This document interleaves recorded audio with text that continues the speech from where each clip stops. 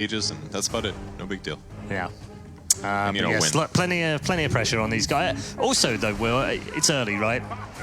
I mean, because the expectation is high, obviously, for them to do well because they look like a good team at TI. They didn't look like the best team in the world, but they look like a good team that were progressing and were hungry. They've been together a long time. There's some stability in there. They've got Boxy and they've got Mickey. They've got players that look really flashy at times and they've got lots of potential.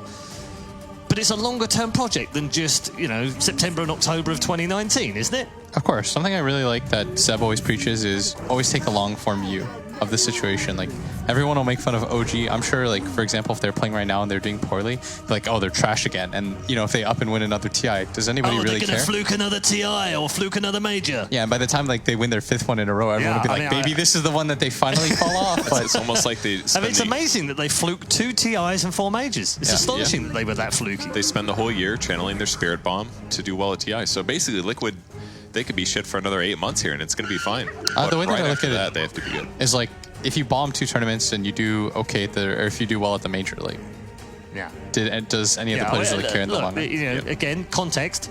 Finish top 4 at the first major of the year. Pretty much guaranteed going to TI. Yes. So, I mean, you're trying to take a long-form view, and really what the rest of the year is trying not to, like, mentally tap out. Because it's so easy for lineups. You get a rough start like this, and it's so easy to just, like, blame and start to get really down on yourself. So this is where you have to treat these games what they are. Try not to get into your own heads too much. Were they guilty of that before, do you think? As the Alliance squad? Did they get a little bit mind-screwed themselves sometimes in the drafts? In the drafts, yeah. I mean, I think, especially with, like, remember the whole gyro situation and stuff like that happening. That was what I was Yeah, sometimes stuff like that just happens. Yeah. It's just where it happened that was so unfortunate. For those who don't know, the accidental pick instead of ban. Yeah. This time it's a proper pick. Yep. I mean, gyro was not that popular leading up until TI, but then like a month before, everyone kind of like came to realize that he was one of the best cores in the meta. Well, because before that, people were spamming in with the IO. Yeah, because like basically Gyro's buffing and nerfing had been tied to IO, literally and figuratively, for so long that it was like difficult to give him buffs because you're like, but IO Gyro's busted. Why would I buff Gyro? Right. So Gyro kind of sat in this weird place for a while, and then eventually IO got nerfed so many times, IO goes away, and then people are like, wait, he works by himself. We just need to buy the right items and play him in the right way, and then it's fine. And the itemization helped a little bit. People buy ags, that kind of thing. Finally came into its own. Now he will get nerfed. I really like that assessment. I hadn't really thought about it like that. That's because I've always been a big fan of Gyro myself. I've been advocating for the Ags build for a long time. You probably know. I probably talked to you about it. But like anytime I read a patch, I was waiting for the buffs, and they just weren't going to come until the pairing got bad. Yeah. You know what's fun is that whenever I think like Kevin's an idiot, like he'll read a patch and he'll say, I think this is good. Like in the moment, I think he's a fool and no one does it, and then like 4 months later, it comes back around. 1 maybe. Yeah. I called like Clinks pre-TI 2 TIs ago. Yeah. It eventually swings back around, and I look like the fool. But a lot of the times it's like I'm calling a B hero or a B plus hero. I'm like, this hero is going to be good, and then it just takes like a couple of the A minus heroes to get nerfed, and all of a sudden that B plus is like an A minus. It's a bit like Coddle, isn't it?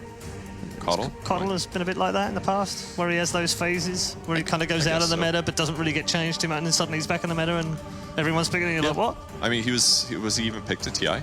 A little bit, but not much. Like almost. He was like, there were like 5 heroes left and Coddle was on it, and then he got picked a little. Yes. But like since then, yes, he's been played. But that's because all the other best supports nerfed a little bit, and all of a sudden there he is. He's an A minus hero now. Yeah.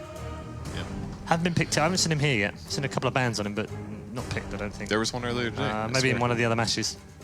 On the other streams. Maybe it was a different one. I haven't seen an awful lot of Void today because it's been banned an awful lot, but it has been given out, and it's TNC they've got it.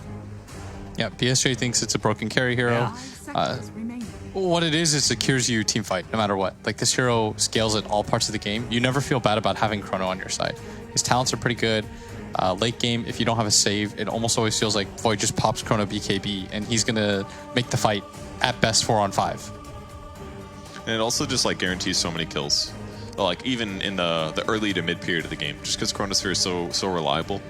You buy a lot of attack speed items. The Maelstrom Mjolnir build is really effective, and he's got good talents too. Just does a lot of damage right now. I think the Time Lock Bash talent with your proc chance is just fantastic. And he's also taller now. Sure. I don't know. It just seems weird. For me, I don't know, it's an optical illusion, but he just seems taller now. His feet are very close to the camera. It seems he's clearly standing in like a flying V. He's trying to look bigger. Yeah, I think you're right. He's probably just pushed forward more. Yep. It'd be weird if they changed his height all of a sudden out of nowhere. I mean, he looks bigger than Ogre right now. Yes, and he is not bigger than Ogre. Which is why I say, like, just he's a little I don't know why. How did he get so tall all of a sudden? Anyway, Centaur on the other side for Liquid. Will? I think that's a really good, like, I was trying to think about like why they decided to take that. I thought they'd pick something like Pudge or something, but I think the reason for the Centaur is just high base damage, really nicely in the lane against the Faceless Void. And I think the idea was that they probably thought it was an Ogre 5. Right. But now what they're showing is that it's an off-lane Ogre and a safe, it's going to be a safe lane like Void plus Undying combo. So now you have pretty good lanes again for TNC. Like, I really like what March does. Yeah. He's trying to keep things as open and flexible as possible. He's actually, by doing this, taking the role of first pick, and he's putting Liquid into a weird position, because normally here you should be able to counter pick once again. But now it's a little bit weirder in terms of like the draft order, because now TNC once again get to pick like their overall game win hero while putting Liquid into a weird position. What is it about those MVP boys, by the way? Because nearly all of them have been drafters or coaches in the last couple of years, and they're all bloody brilliant at it.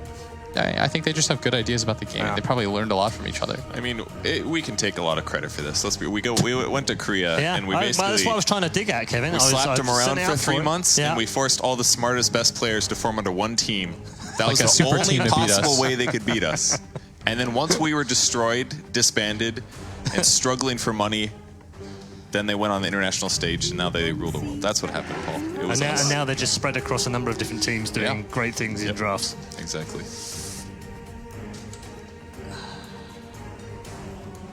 Okay with the Lycan? It's very good against like Undying Lina, low armor heroes that are anti-mobile basically, because you can run them down. That aspect is very good. He's also pretty survivable, so he should be able to lane mid semi-good. We don't really know if the Lina's mid or 4. Obviously, for Lina, very, very popular in China. She's got really high base armor right now. Good right clicks can be effective too. I don't know how it does mid against Alina. I'm guessing it'd be semi-okay for Lycan. And a Grimstroke final pick for Liquid. Okay. Grimstroke with homing missile can be good. What else? Decent with Rubik too. The anti-mobility is really fantastic too. The ultimate should stop time walk. Is that correct? If you're latched to somebody, you probably can't time walk. Because it should be a leash. It functions like other leashes typically. I might be wrong, but I think that's how it works. The other thing, it is actually it's a support that actually is decent against killing Voided lane as well, because you just use your Inkswell and then you throw the silence on, get the stun follow-up blast afterwards. It's like one support hero that can easily set up on Void. Maybe not super easily, but with some levels you can. So between Grimstroke and Centaur and Rubik, they have burst potential, they've got wave push, and they can lane against the Void. Although maybe he'll just be 5, who knows, but the option's there. What's the winning hero for TNC here, Will? So it's most likely going to be a Lycan. They could do Lycan mid. They could do Gyro mid. So you're playing up against either of those two. I think there's a pretty decent chance that it's going to be... Oh, it's an Alk. Then you probably do Gyro mid so that you can at least pressure. Unless you feel comfortable going for 50-50. Okay, so it's going to be... And Alina support. Is that right? Yeah. Yeah, I guess so, yeah. Yeah, okay. So yeah, Tim's on the Lina. I kind of like this because KP as an Ogre Magi is basically being able to plant his giant character model in his lane and get tons of farm and basically be a little bit difficult to kill. He's going to be a pain, isn't he? Yeah, especially against Lycan. Lycan's not going to be able to do much damage because he has so much armor. So if Gyro's there, it'd be easier to kill him, but if it's Lycan, as we suspect, then KP should be able to just buy the defensive items he wants and try to make his team win the early mid fights and then buy that time for Alk to become the monster that he is. You fancy TNC for this, Kevin? Yes, it is very easy to predict him this time because I've seen with evidence that they play very well. Good Dota players, easy prediction, TNC Predator. Well? Yeah, I actually, funny enough, I do like TNC's lineup a lot because I think that the Alk is probably going to outpace. I could see a world though where if Liquid gets the first Roshan and they're able to get map control around mid tower, I could see it, but I feel like they might be a little bit too farm aligned themselves. time to join our commentary team who are waiting to bring you game number 2, BSJ with Capitalist. That's right, TNC, they have shown, if you guys have been watching some of their drafts heading into the qualifiers, they've shown some interesting stuff. They brought back Underlord, they've done Safe Lane Night Stalker, and here they're going to pick up an Alchemist after already having a Faceless Void, and our panel likes it quite a bit. BSJ, what do you think? I am a little fearful for this Alchemist pick. Up until that point, I thought their draft was like way better overall. The one concern I have about this Void pick is that other than Lina, you have no D-push against this Lycan Gyro combo that just like this really strong mid-game, and the Lycan obviously offering all the push. So I'm looking at this game similar to how I looked at the Alchemist game earlier, and that's just that if they can snowball the objectives on the map for Liquid before the Alchemist BKB, which comes after the Radiance, their lineup looks really good. But if TNC is able to hold the fort, I don't see how they can scale against Alchemist Void. With the Ogre Steroid, he's not only going to have the Bloodlust, but he's also going to have probably a Pipe, a Solar Crest, a Crimson. Yeah. These types of items that just effectively give extra slots, right, to the Alchemist as well as the Void. So I have to give late game to the Radiant, and I give like the 10 to 25 minute window to Liquid, and the rest of the game is TNC. So that's what I'm looking for. I do think this draft has better potential for Liquid than last game, but they definitely have a fire. And that is something that Blitz kind of touched on, right? Is that he was saying the one way I could see Liquid winning this is taking control early and getting that first Roshan. And that's going to be the really big window of taking objectives, trying to take control of the map. And choke out an Alchemist lineup. We're going to an even split of bounty runes this time around. It will be the Gyrocopter mid and the safe lane Lycan dealing with the Ogre Lina lane. When I saw that drafted, I was like, yeah, I guess that probably is a hero that is tanky enough, has enough regen that could deal with Ogre Lina. Do you think it's good enough? I mean, I don't think any carry can quote-unquote deal with Ogre Lina. Like, it's going to be a hero that can retreat to the jungle somewhat early, and I think he's going to do okay, but I don't think there's really a carry that wins the game or wins the lane against Ogre Lina. Like, in the entire hero pool of Dota, I don't think there's one that does. So you kind of just got to survive the lane. That's the power of picking this Ogre core. You know, the hero doesn't scale as well as a lot of other cores, but his laning prowess is insane. You have the setup stun for Lina to get the Light Striker Ray, and then pretty much any carry in the game just gets right-clicked by Lina, and it's super annoying. Yeah. You could see they're actually dual laning right now against Armel, and Sania is going to camp out here, maybe in part because of what you're saying, that this is just not a lane that you can really beat or deal with, so maybe it's better focus all your efforts on trying to deny as many creeps away from Armel as possible. Meanwhile, they've got the aggro dual lane, the Rubik Centaur classic duo. But Boxy already taking a lot of damage. The retaliate stacks are being built up, though. That was genius. See whether or not he can actually get some good CS from it. I don't know, man. I'm not sure if I've ever seen Grimstroke successfully in a mid lane dual lane, but they will manage to get the first blood as he just gets a bit too close. Mickey does get stunned up by Tim's, managed to draw off the aggro of the tower and will survive as a result. A safety fairy fire just in case, and Insani will pass over a healing salve as well. Yeah, I mean, I think that's really important to force out the Lina rotation. Now that gives Lycan like 1 or 2 creep waves for him to get that extra. Like, once you get level 4-5 on Lycan, you can just rotate between jungle and lane to defend. It's just those early couple of levels that this hero's really weak.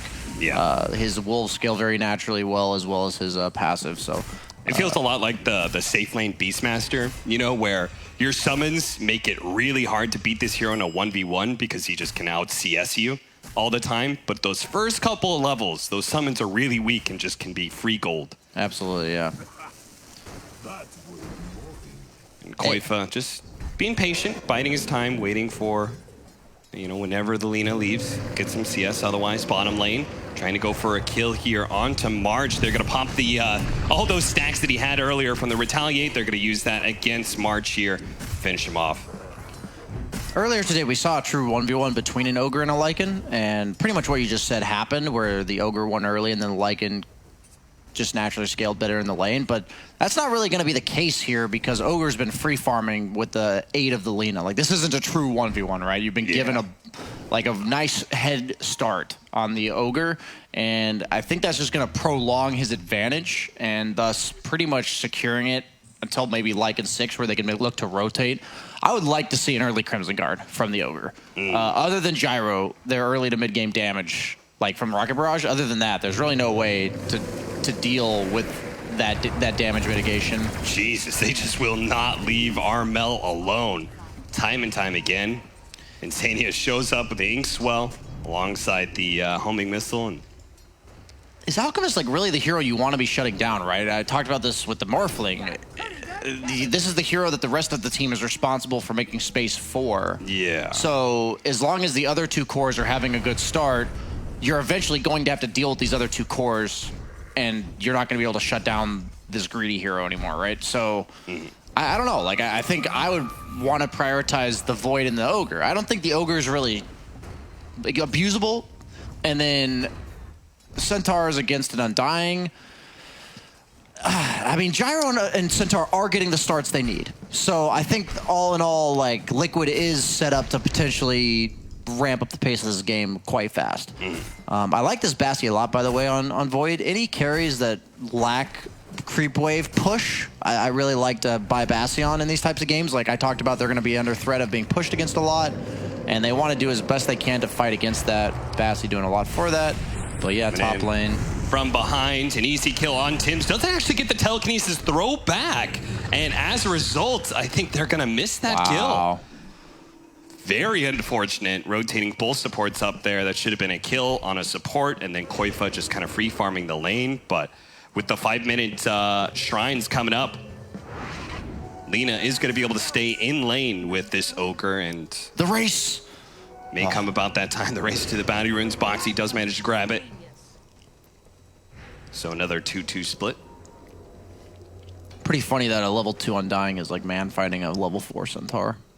Yeah. It's just crazy when you have strength heroes against Undying. 0-2, but TNC holding that slight net worth lead. Now they're putting both supports again here in this top lane. They're going to try and go for the Inkswell stun onto KP. Can't get out of range. Koifa joining them a bit. Managed to get the Wolves body blocking until the LSA comes in from Tims.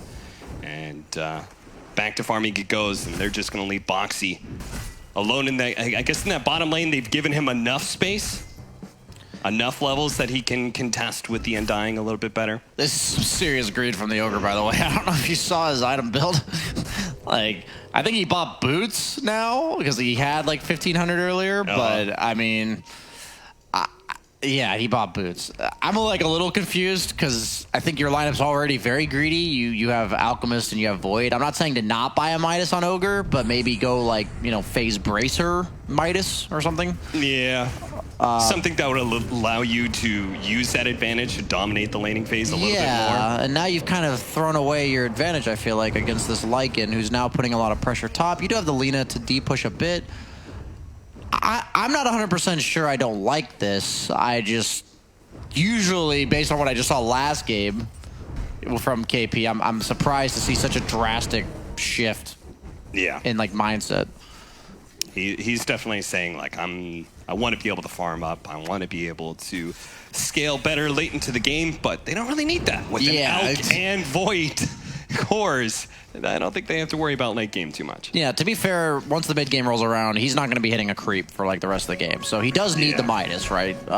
Because that allows him to still gain net worth over the course of the game while pretty much just becoming a nuke and bloodlust bot. But with the phase bracer, like, you wouldn't be chased away by these wolves, right? Yeah. You would turn and you'd be right-clicking the wolves every single time. Trying to farm up the jungle as much as possible. Mickey had some stacks spotted out by Insania, and they will take them away from TNC. This is supposed to be the recovery for the Alchemist. Of course, Alchemist does have other options. The triangle was stacked up for him as well. We saw this earlier where the opponent team was taking the Alchemist stacks. Now this needs to turn into like somewhat early objectives. Sometime before maybe 12, 13 minutes, they need to take a couple tier 1s and not only be slowing down the Alchemist timings, but also be slowly but surely cutting off the map Because even if Alchemist gets a Radiance, if the rest of his team is stuck getting nothing on the map because Alchemist is taking all of the limited farm that there is, then you can deal with just an Alchemist being farmed. But you have a Void going Midas, you have an Ogre going Midas. So who's moving where, in your opinion, for Liquid? You're saying we need to take objectives. Whose job is it to move out of their lane and to put that pressure to start? I think it's 100% gyro rotating. It's just a matter of if he wants to go to the Lycan with Lycan ult. I think I would go away from the Centaur because Centaur contributes to the fight without actually being there. So I think gyro rotating to Lycan's lane or vice versa is definitely going to be what happens. It's whether or not they think mid lane or top lane is the priority. Oftentimes you rotate to your off laner's lane, but oddly enough, this game, Lycan's your tower push and gyro's kind of like your mid game strength. So I think it's naturally going to happen around the mid lane. Yeah. But they seem to be content. What is Lycan's timing on the Helm Dom here? Okay, so he did just get it. Okay, he's going bottom. I almost would have preferred mid, but if they want to punish bottom too, that works for me. What's the plan here to kill this Void? Maybe force the time walk? Yeah, trying to force out the time walk. Gabby knows what's coming, so he's running the opposite direction of Boxy right now. Runs to the other side of that cliff. Does throw out the Chronosphere and TPs away. So that it, you know, they force out that ultimate and very likely are going to be able to take this tower as a result. Because I don't know if TNC want to be able to defend, especially given the greediness of their lineup and no Chronosphere. Well, yeah, they happen to rotate to the one lane I didn't list in the 2 lanes I said, but either way, the concept is there. They did force a rotation, and this is classic Void Dota right now. What, lucky bashes? Just bashing you and never dying, pretty much. They will manage to find the kill, though, onto March. And maybe with a silence landing onto the Void, time walk coming up, he will manage to get a small distance away, but Mickey continues to chase him. Still, though, he's already healed up enough. They are beginning to cut into this jungle area. That allows this Lycan to keep the push going to bottom. And if they rotate to bottom, that allows this pressure in mid. They can start chipping away at that mid-tier 1 tower. So this is a win-win situation for Liquid right now when it comes to taking objectives. Even better if they can kill KP here. The telekinesis, retaliate, maxed out stacks, but KP is still very tanky. Maybe if he had a phase boots, though, he'd be tanky enough to survive this. But as it is, it looks like Boxy should be able to chase him down. KP is going to try and juke his way through the trees with this Quelling Blade. But Boxy continues to cut down trees as well to keep some eyes on to KP, making sure he cannot juke his way out of this one. 0-5, Liquid. Still not holding a net worth lead, but again, they are matched up against an Alchemist, so. Yeah, this is the deciding moment in the game, right? You have Alchemist Radiance coming out soon. You have 2 Midases on Radiant. Like, they are up by 1K gold, but you don't feel any of this net worth. No. You effectively have like 8,000 net worth on the Radiant side that does nothing. So, this is when Liquid needs to do exactly this. Running over Tims, see if they can keep him chain stun, quickly blown up with a Fateful. Now Armel chasing him, it's going to be silenced up, and look at Mickey coming in from the side here. They're looking to be able to steal stacks and maybe steal Alchemist's life away as well, as Boxy does not have another stun. They're going to run out of damage here, and if they're not careful, KP may punish them for diving in a little bit too deep, but this is perfect. Liquid taking control of the jungles. This is what you have to do against an Alchemist, but can you keep that control? Doesn't look like it. Armel just comes right back to farm his stacks. No breaks, Liquid. Keep going. Keep doing exactly what you're doing. You have to. You don't want to like feel panicked, but you do need to have a sense of urgency. The double Midas is already online. Lycan obviously going for the standard stuff, but what's there like naturally once you take the bottom tier 1, you do rotate to the mid tier 1. But you need more than just gyro. Like they need to have the fine balance of not too many resources, but enough to get the tower. And nice little tombstone donation there. They're going to make the commitment right now with at least the Centaur trying to catch out Tims. Koipa himself not committing, but just using some of his summons to be able to chase him away. Now trying to take down that mid-tier 1 tower, but you could see TNC, much like Liquid last game, putting a heavy premium and trying to protect this mid-tier 1 tower, keep that map control, and that's where the Void comes in with the Chronosphere, looking to be able to blow up Taiga. They do manage to get him. Tims gets out the damage just before he falls, but it looks like March is going to get gobbled up by Mickey as well, and eventually TNC, they will manage to make this hold.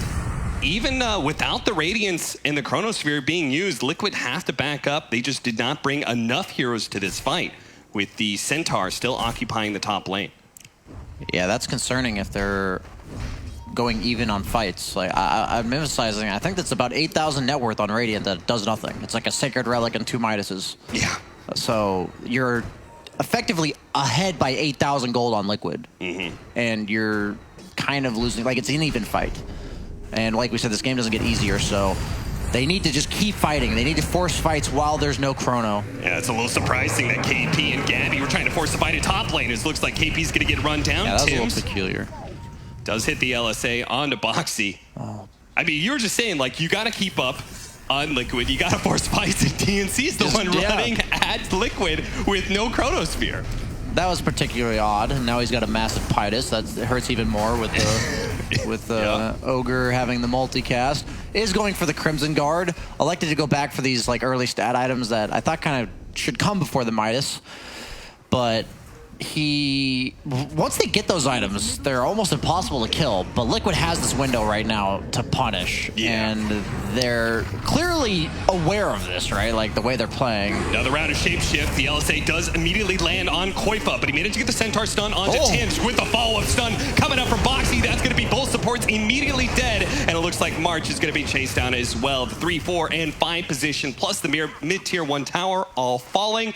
Liquid taking huge advantage of this downtime, and I have to say, like, BSJ, at some point in time, you're saying, like, you have to take advantage of this timing. Isn't it also on TNC, like, don't you want to put the brakes on a little bit? Don't you not fight this lineup at some point? You have to you have to select your fights very carefully. I think their fighting with Chrono is really good, but like you said, like them like forcing the fight in top was really weird, and now that you don't have Chrono mid, you have to stall as much as possible. You have to force Liquid to bring 3, 4 heroes to take your towers, but then you have to be careful to not just like chain feed while your Chrono's on cooldown.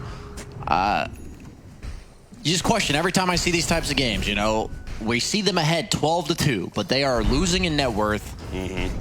I know it's an Alchemist, so it's kind of like you're kind of expected to lose in net worth to an Alchemist, and an even game may kind of promote okay for Alchemist, or the team against Alchemist, but I don't think it really works that way anymore, like with Alch.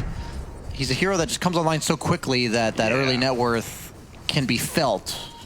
It used feels to be like he's like way 6 more slots. of a mid-game hero than he used to be, right?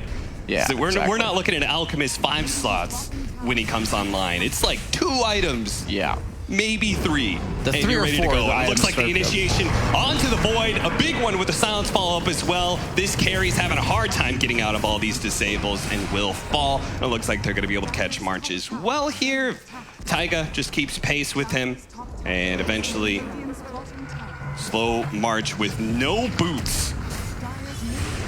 It's everyone's so greedy, and poor March has to pick up the tab on everybody else. He still has to buy the wards. They're not winning any fights. They're not getting any towers, and as a result, he's got no boots for his feet. So yeah, we talked about like the way TNC played last game and the way KP played it.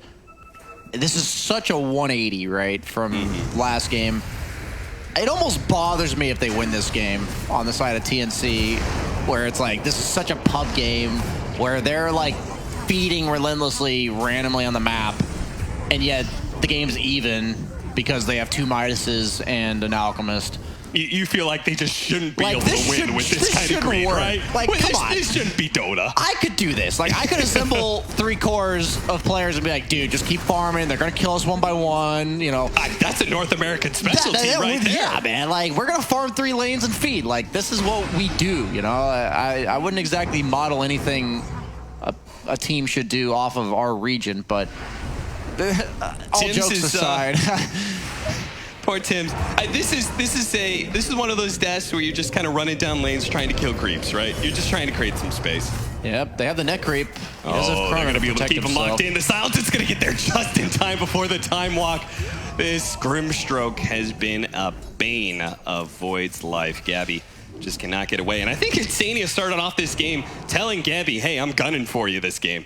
I mean, I think Liquid, carrying over from last season, they operate best when Boxy's allowed to run around the map killing people. Yeah. And this is exactly what situation TNC's given them. I almost think this is like a slap in the face by TNC saying, like, we don't give you any credit to, like, shut us down. You know, like, you're not going to do what it takes to shut us down here.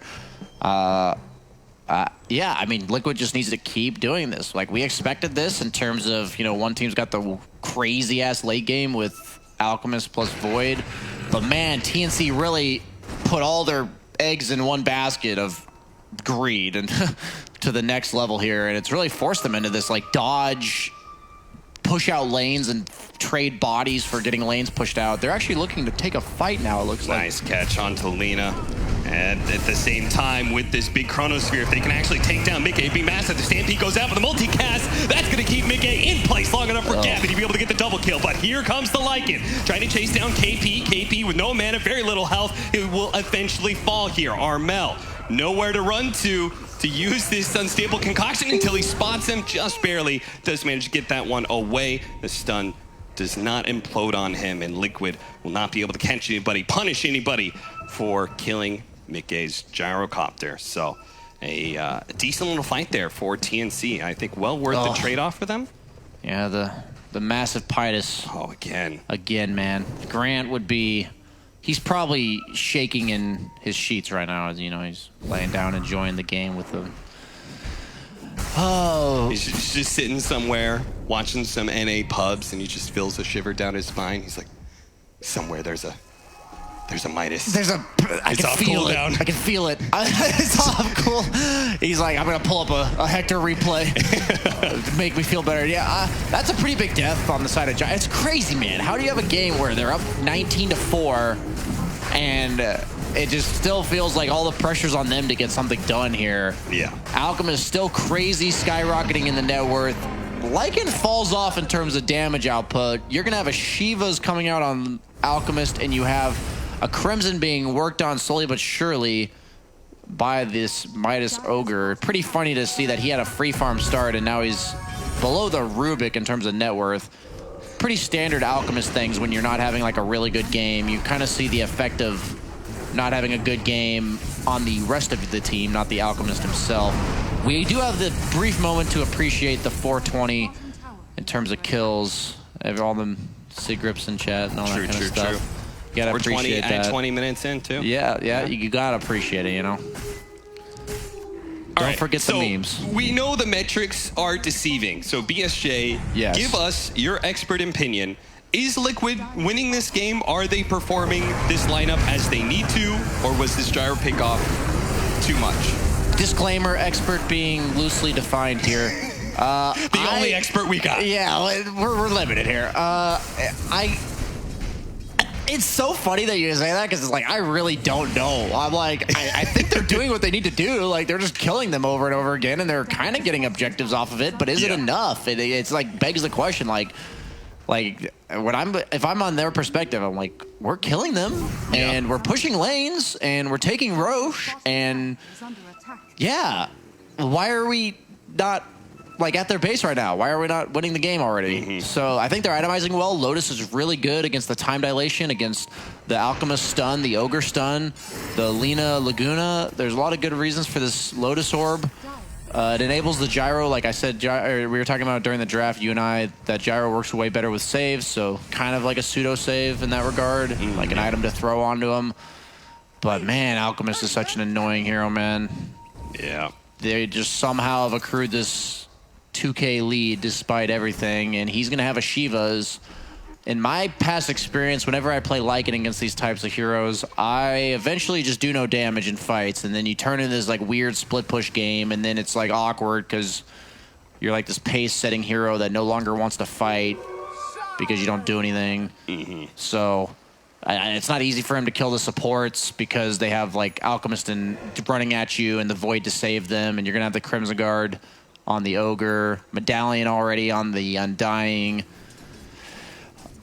With everything I just said, I accomplished effectively nothing in terms of answering your question. So. It sounds like to me, you're saying Liquid's slightly behind. I'd say like slightly. They just haven't controlled the map quite well enough. They haven't limited the pickoffs just enough. Yeah. And another slip up or two, and this game is very rapidly going to get out of their control. But yes, I would say one mistake in Liquid is SOL for sure here.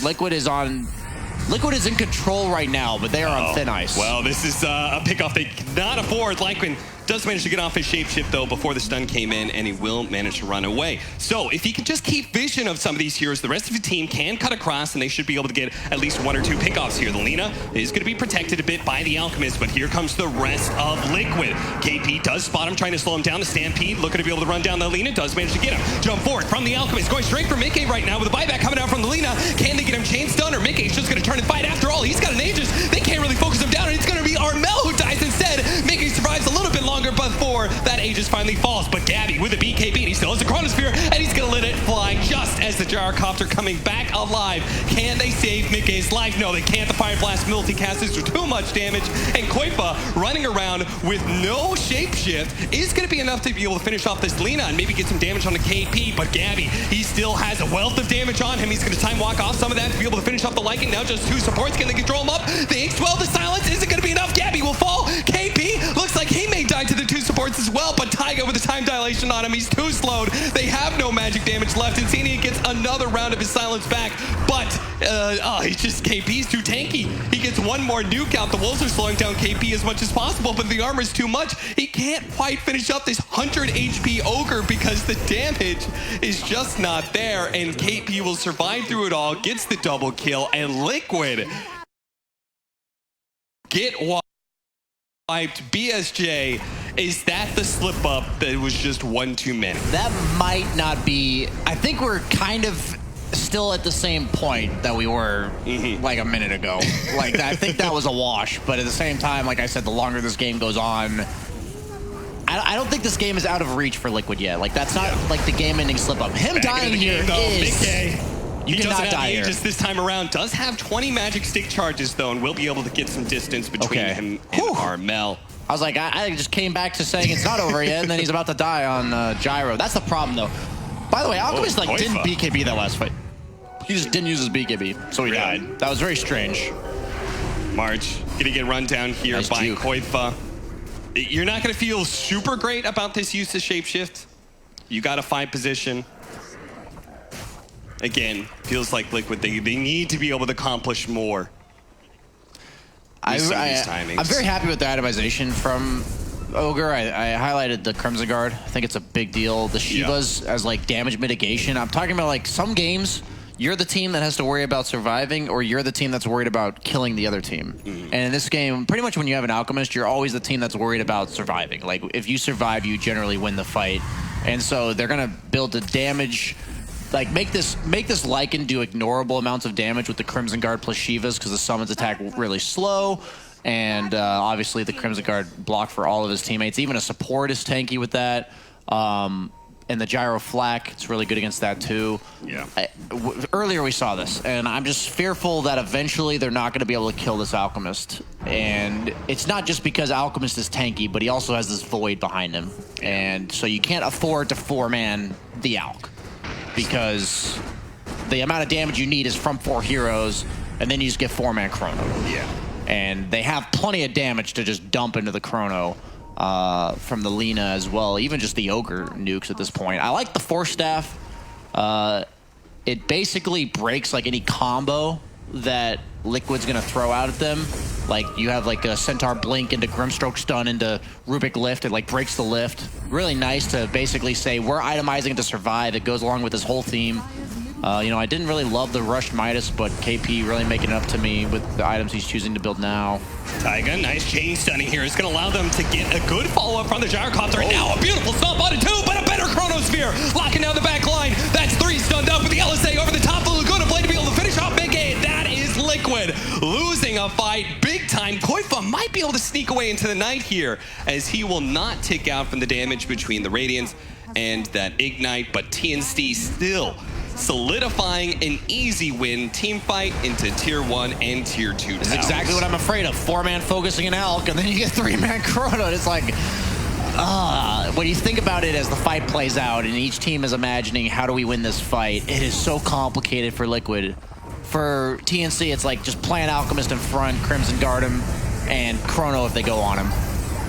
Like, it's just so Buyback, simple. a stomp. Oh, jeez, these beautiful stuns from Taiga. Once again, the telekinesis into the unstable concoction, setting up Boxy to finish off the Alk. And now, without that big damage dealer, they're free to chase down whatever TNC heroes they can catch. First is going to be March. Next is going to be Gabby. But he pops his BKB for fear of Taiga catching him once again. And, well, at least that'll be a BKB charge down. Liquid, though, they have to hit back hard at this point in time. They are losing control of this game as seen from that big Chronospheres fight. They're hoping for an early Roshan, but sadly it's not up for another minute and a half. Yeah, I will say I'm being a bit biased right now. I'm like rooting for Liquid. I've already said it's not for any other reason than I just don't want an Alchemist with 2 Midases to win the game. Like, I just don't. It should not be okay. I don't want viewers to be, like, enabled, you know, by what they're seeing. You know, like, let's go into our 5-man stack, pick Alk, and buy 2 Midases. Holding on to the unstable concoction, does manage to get it off on a KP, but Gabby does manage to get the Chronosphere, and only locking down the 2 supports though. Boxy able to get the jump in to finish off that core Ogre, but it looks like Taiga is going to be ripped apart by Gabby, so he does manage to finish off those 2 supports, jumping in for more. Alchemist no time dilation to slow down these heroes. Boxy is unable to get away, had no blink up thanks to all those zombies, and now it's TNC's turn to look inside the Roshan pit and be a little disappointed. No, he's gonna wait. March, no. Oh. Well, I guess I'm rooting for Liquid, so they missed it. What are you growing? We got 50 seconds until the next Roshan. Oh dear, that is not gonna feel great. But Koifa really didn't have it out either way. With no shapeshift, he wasn't gonna get away from that. Well, you know about that vision on the high ground now, but it's a bit too late. Apparently, I have a hard time reading it. I thought it was going to be up in like 10 seconds, so. You're like, stay in the pit, and I'm like, what? Just you know, stay in like the pit for 50 more seconds? Yeah, 50 more seconds, it's fine. At this point, obviously, the momentum tipping in favor of TNC. Yeah. It's getting almost out of hand for Liquid, but we saw them burst down the Alchemist last time. Oh, the telekinesis, they're going to be tossed together as well. Oh, no, didn't actually get the toss together, so Gabby not going to be chain stunned and will not die as a result. Another BKB charge being used, but... That's just so brutal when you can't finish these heroes off. The Void Time Walk, the Alchemist obviously with just innate survivability with his ult. Going for the full Mjolnir as well. So like now that they've tanked up enough, now they say, now that we're living, we're going to kill you while we're living. That's like what the goal is for their item progression here. The concept is coming together. Like everyone on TNC is clearly on the same page in terms of the way they're itemizing and playing the game. Yeah. They are like lining up their timings really well, despite the flame on the fact that they have like all the greed. They did say all of our heroes are going to hit the power spike at the same time. We're all going to build the same way, survivability into damage. And 7,000 net worth, 31 minutes. Roche is the huge point of contesting here. Here's another timing for you. The Ogre, who already has that Crimson Guard, plus the Plate Mail, potentially Lotus Orb soon. The level 20 talent coming in. Oh, the 40 strength, right? The 40 strength. You're talking about surviving. Our boy Ogre. If he's a man, he'll take the Bloodlust attack speed. I could dig it. I'm okay with either one. I mean, you're with the he's Void not a in and man. out, He but decided to increase his health pool by 40%. Yeah. It's 31 fine. armor is now a 3,000 HP Ogre. He's going to draw some attention somewhere. Yeah, Gyro just can't stand against these types of heroes. Yeah. Like as the game goes on, he gets Chrono, he's gonna die. He gets Blink Alk stun, he's probably gonna die, or at least lose like half his health and spend the entire fight running. So I worry for the fact that their main source of damage on Liquid is Gyro, and he is gonna get ran at for the entire fight. Yeah. And it's pretty impossible to like avoid what TNC's spitting out here. You have Chrono, you have Blink Alchemist with the Shivas for vision. There's really no way to position against this stuff. Similar to what we saw earlier with Alliance when they picked Sniper and the enemy team could just easily close the gap on him. Gyro's kind of the same thing, but instead he's going to be planted, 800 units closer because he's a short-ranged hero rather than a sniper. They do deny the DD. That was honestly probably a game-ending DD. Yeah, because he'd kill anybody since in Liquid Chrono. can now take that opportunity to smoke up. Can they get the opening they need? Can they run into Gabby and burst him down? They're going to run into Marge. Not the best target, but it is a pickoff nonetheless.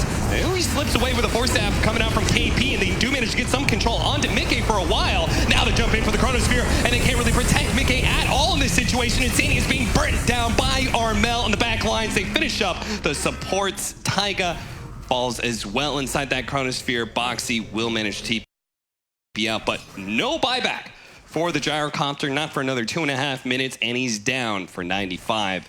This is looking like the beginning of the end for Team Liquid. Oof. Man, it's so miserable to play gyro in these games when you have no save and you're just against Void. You just get chronoed and you're like, oh, I'm dead. That's basically how it feels. Like when you don't have Aegis, when you don't have buyback, they're just going for the GG push. Lycan no ulti, Centaur no ulti, Grimstroke no ulti, dead heroes. They know he has no buyback because of timer.